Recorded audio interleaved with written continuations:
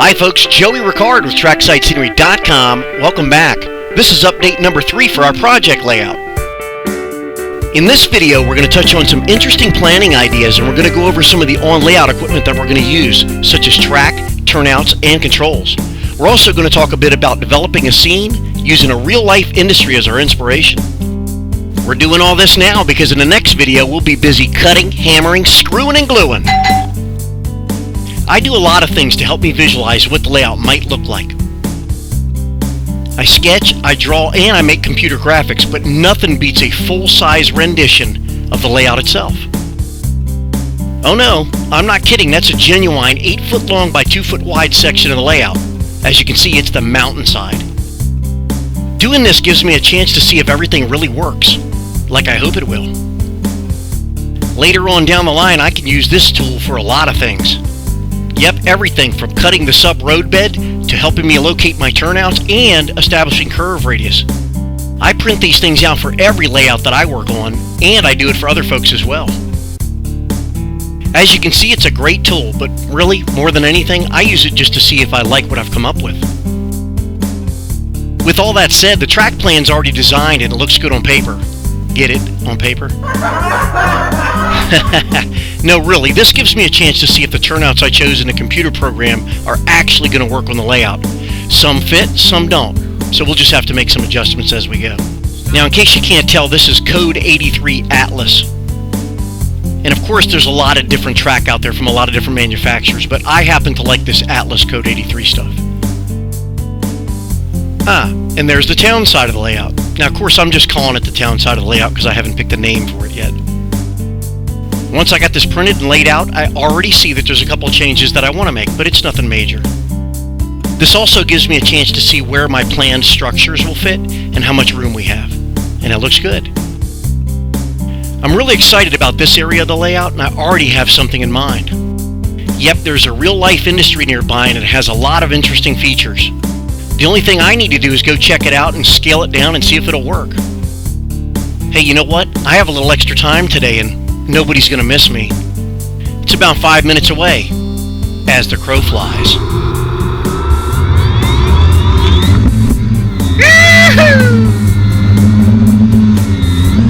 Easy now, easy now. Boy, it's a good thing I didn't just have lunch. You do know I'm going to get in trouble for this.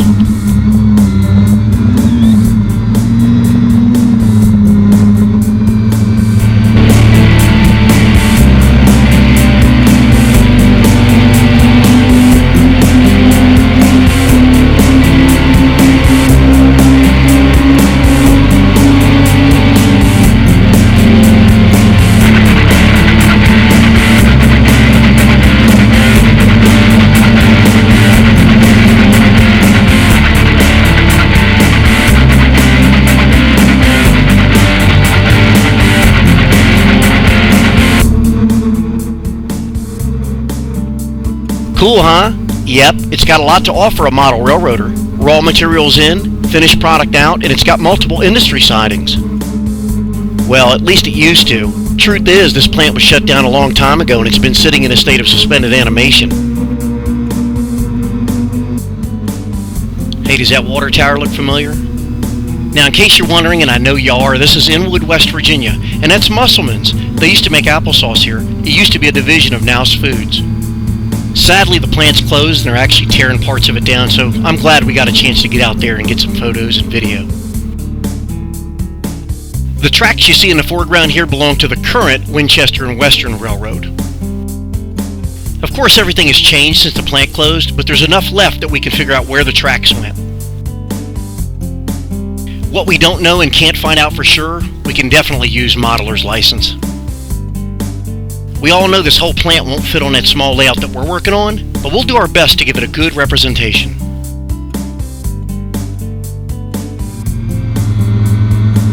While we're here, I want to thank our highly skilled drone pilot, Bennett, and I also want to thank Loco Joe's Hobby for loaning us his Traxxas drone. Now let's get back to the shop. We got more work to do.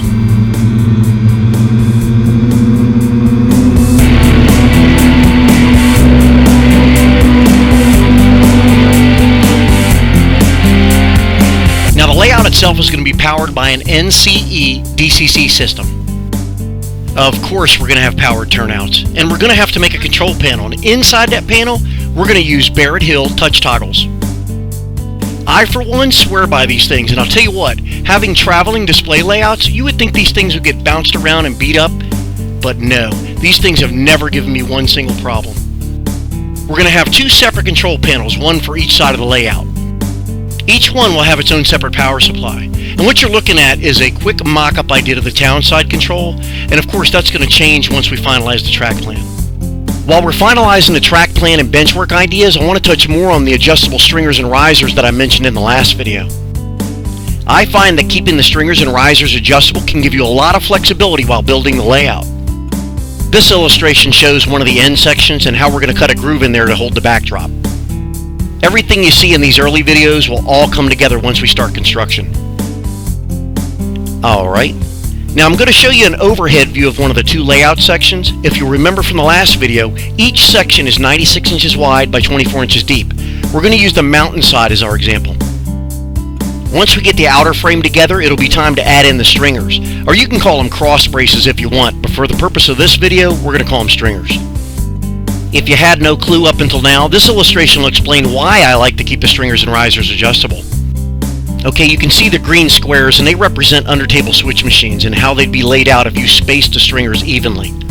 I think we can all agree it would be silly to design our track plan based around where our stringers might be, so this is why we make the stringers adjustable. We can move them left and right, or up and down. There, now you can see that the adjustable placement of the stringers doesn't foul the location or access to the switch machines. Of course, the same concept works well in regards to where drops or rises in your scenery might take place. Alright, let's go back to the cross-section illustration and take a look at where the road bed is. As you know, we're not using a flat piece of plywood that's going to cover this whole thing like a tabletop.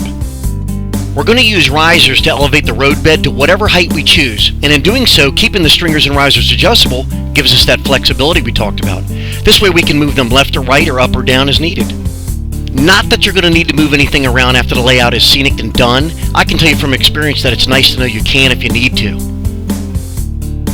Alright, that does it for the planning stages. Have your gloves and safety goggles ready for the next one. Be sure to subscribe, stay tuned, and follow the progress. This is Joey Ricard with TraxxasScenery.com. Thanks for watching. See you next time.